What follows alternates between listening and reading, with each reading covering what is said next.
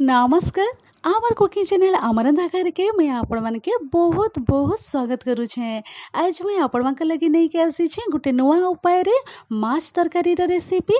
आउ ई माछ तरकारी रे रेसिपी आपण माने ई प्रोसेस रे थरे आपण माने ट्राई करून। खाली झोल रे आपण माने भात खाई देबे, बहुत ही स्वादिया लगबा और चटपटा लगबा। आउ वीडियो के आपण माने प्रथम रु शेष तक देखून, एंजॉय करून। आउ आजिर ए माछ तरकारी रे रेसिपी आपण मान के टिके भी जदी पसंद आइले लाइक गुटे निहाती करबे।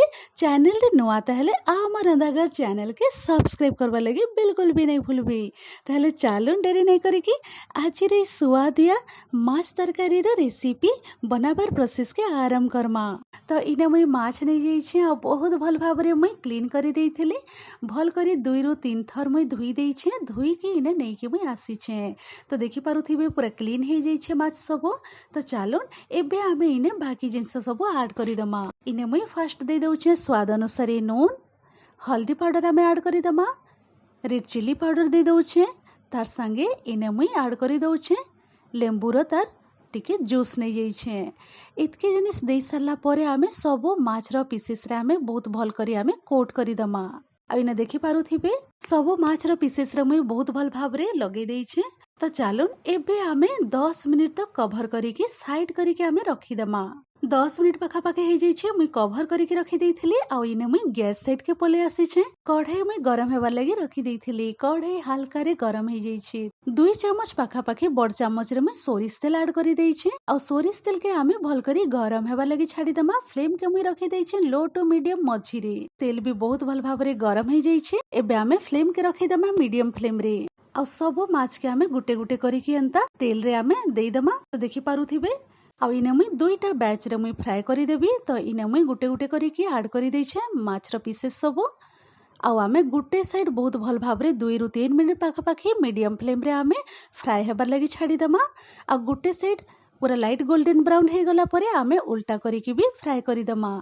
तो इने मुई आपण मान के देखै दउ छे 2 साइड उल्टा पुल्टा करिकी बहुत भल भाबरे मुई फ्राई करी देई छे। एबे आमे माछ तरकारी बनाबार तार प्रोसेस के आमे आरंभ करमा। तो इने मुई आउ बिल्कुल भी तेल यूज नहीं करबार। से माछ फ्राई करिक थिली जेन तेल रही जाइतला से तेल मुई यूज करू छे। जीरा मुई नहीं जाई छे हाफ चम्मच पाखा पाखी। जीरा दे सारला परे इने मुई कला जीरा नहीं जाई छे कालोंजी हाफ चम्मच। कला जीरा आउ जीरा के आमे एंता टिके किछि सेकेंड आमे एंता भाजी दमा। हाई फ्लेम रे बिल्कुल भी नहीं भाजबे, लो टू मीडियम मझी रे रखी देबे फ्लेम के। मुई एबे इने दे दउ छे अदा और रसुन रो पेस्ट। आपण माने माछ तरकारी केते बनाउछन से हिसाब रे अदा रसुन रो पेस्ट देखिकी यूज करबे। अदा रसुन रो पेस्ट के आमे 30 सेकेंड पाखा पाखी लो टू मीडियम मझी रे रखी दमा फ्लेम के और भाजी दमा। एबे मुई इने दे दउ छे पियाज रो पेस्ट। 2टा मीडियम साइज रो पियाज के मुई ग्राइंड करी देइथिली और से पेस्ट के इने मुई ऐड करी दउ छे। पियाज पेस्ट ऐड करी सारला परे आमे गुटे रु 2 मिनिट आमे भाजी दमा। लो फ्लेम रे रखिकी लो टू मीडियम मझी रे रखी दमा और पियाज रो पेस्ट के आमे भाजी दमा। तो इने देखि पारुथिबे 2 मिनिट पाखा पाखी हे जाई छे। पियाज पेस्ट भी बहुत भल भाबरे भाजी हे जाई छे। इने मुई एबे दे दउ छे हल्दी पाउडर और रेड चिली पाउडर मुई ऐड करी दउ छे। हल्दी पाउडर और रेड चिली पाउडर दे सारला परे आमे गुटे मिनिट पाखा पाखी लो फ्लेम रे आमे एंता टिके भाजी हेबा लागि छाडी दमा। आ देखि पारुथिबे गुटे मिनिट पाखा पाखी हे जाई छे। लो टू मीडियम मझी रे रखी देइथिली फ्लेम के आउ भाजी देइथिली। तो चालून एबे मुई इने दे दउ छे टोमाटो पेस्ट। बड़ साइज रो 3टा टोमाटो इने मुई ग्राइंड करिकी यूज करू छे। आपण माने टोमाटो टिके बेसी पकाबे। टोमाटो जदी खटा अच्छे ताहले आपण माने 2टा टोमाटो यूज करी पारबे। नहले इने मुई 3टा टोमाटो रो पेस्ट यूज करू छे। टोमाटो पेस्ट दे सारला परे आमे भल करी मिसेई दमा। टोमाटो रो पेस्ट दे सारला परे मुई टिके हल्का रे मिसेई देई छे। आ एबे मुई ऐड करी दउ छे स्वाद अनुसार नून। स्वाद अनुसार नून दे सारला परे आमे गुटे रु 2 मिनिट मीडियम फ्लेम रे रखिकी कुक हेबार लागि आमे छाडी दमा। 2 मिनिट परे इने मुई कवर खोली के आपण मान के देखै दउ छे। आउ हल्का रे सब मसला सब भल करी भाजी हे जाई छे। तो एबे मुई इने दे दउ छे धनिया पाउडर गुटे छोट चम्मच, जीरा पाउडर गुटे छोट चम्मच दे दमा। तार सांगे इने भर्ती करिकी छोट चामच रे गोटे चामच इने दे दउछे मुई माछ मसला। जदि एभेलेबल अच्छे ताहले आपण माने माछ मसला निहाती भाबरे ऐड करून्। माछ तरकारी रे बहुत ही स्वादिया लगबा। माछ मसला दे सारला परे आमे टिके पानी दे दमा बड़ चामच रे 2 चामच पाखापाखी।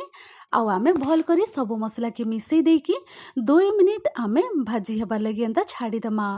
आउ इने मुई कवर खोलिके आपण मानके देखै दउछे। तो इने मुई पॉइंट रे आमचूर रा पाउडर ऐड करी दउछे, ड्राई मैंगो पाउडर। जदि एभेलेबल अच्छे ताहले आपण माने निहाती भाबरे ऐड करून्। बहुत ही स्वादिया लगबा खाइबार लगी। तो इने मुई ड्राई मैंगो पाउडर ऐड करी सारला परे मुई मिसई देछे भल करी 1 मिनिट पाखापाखी हो जाइछे। आ सब मसला सब भल करी भाजी हो जाइछे। तो चलून एबे मुई इने बड़ गिलास रे 2 गिलास पाखापाखी पानी दे दउछे। आपण मानके जितकी ग्रेवी दरकार झोल दरकार से हिसाब रे आपण माने पानी ऐड करून्। तो इने मुई 2 गिलास पानी दे देछे। 2 गिलास पानी दे सारला परे आमे भल करी मिसई दमा सब मसला सब भल करी मिसी जिबा।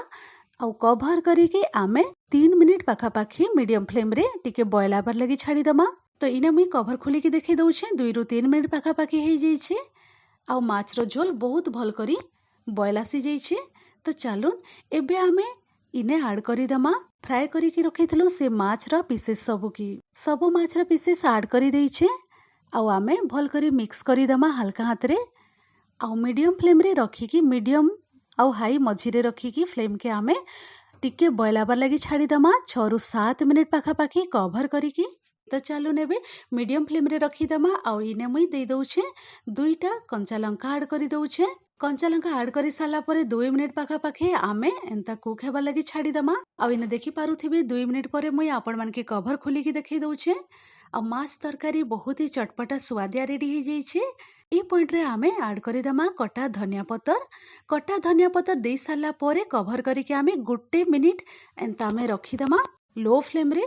लो फ्लेम रे मुई 1 मिनिट तक रखी देइथिले। इने कभर खोलिके आपण मानके देखै दउछे। आउ चटपटा स्वादिया माछ झोल रेडी हो जाइछे माछ तरकारी रा रेसिपी। फ्लेम के मुई ई पॉइंट रे बंद करी दउछे। आ मुई आपण मानके 5 मिनिट परे देखै दउछे माछ तरकारी रा रेसिपी। आउ इने कभर खोलिके मुई आपण मानके देखै दउछे। बहुत ही स्वादिया आ नुआ उपाय रे मुई आज आपण मानकर संगे माछ तरकारी शेयर करिछे। आ टिके भी आज रे माछ तरकारी रा रेसिपी आपण मानके पसंद हेइथिले लाइक गुटे निहाती करबे। चैनल रे नुआ ताहले आम रंधाघर चैनल के सब्सक्राइब करबा लगी बिल्कुल भी नहीं भूलबे। वीडियो के आपण माने एंड तक देखिथिबारु बहुत बहुत धन्यवाद दउछे। तो मुई रहूछे। Thanks for watching. Bye bye, take care.